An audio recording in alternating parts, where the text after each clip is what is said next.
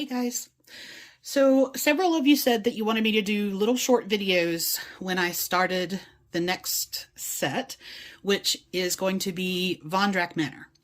And I'm finally feeling up to doing that today. So I am going to walk you through my process. The first thing I do is get my reference materials together. So I have downloaded the cards for each figure, and on the ninjadivision.co.uk website, they actually have all of the images painted, which is fantastic. And they've broken them down into pretty much how I'm going to paint them as well.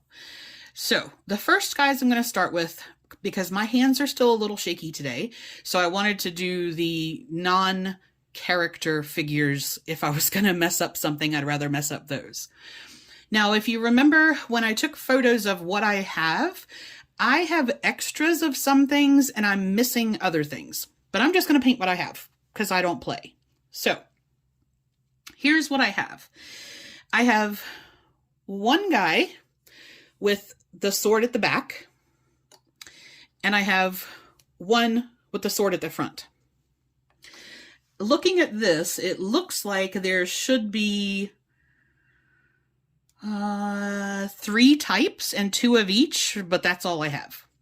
Then I have 2 of the knights, which are correct. And then there were 2 of these guys, which I think are from an expansion set, because they're not shown on here. But because I'm going to do all the skulls, I wanted to go ahead and do these guys. I have 2 skull bats. Both of those, apparently skull bats come in, let's see, you can see here, we've got closed mouth, which is what I have. Oops. Sorry, closed mouth, which is what I have. And then they also come in open mouth, and I don't have any of those.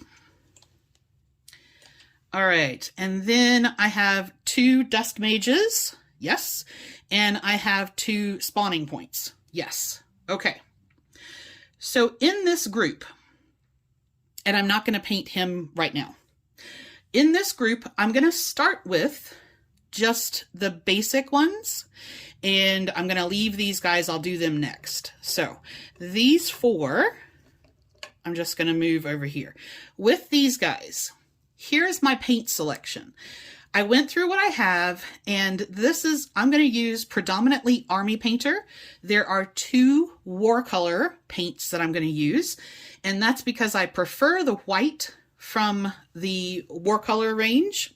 This is just Warcolors is a range out of Cyprus, and I have their entire range, and I quite like that one. And then, of course, there are, until the new version 2 speed paints are put out, there are no metallics. So I am going to use the Warcolors metallic silver. Okay, so for these guys, they have, and I'm not going to do the green today. I have worked out how I'm going to do it, but I'm not going to do that. So I just have the skull and the wings. So the wings, I'm going to use Speed Painter's Grim Black. And for all of the skulls, I'm going to use Pallid Bone as a base. And then I'm going to highlight up. Sorry, the light from the tablet is making it a little dark here. I'm going to highlight up with Warlord white, or Warcolor white. Okay, so all of the skulls will be done in that same one. I like what they did here with having a metallic base, and then they have tinted the armor with a purple, which is going to go along with the rest of the colors.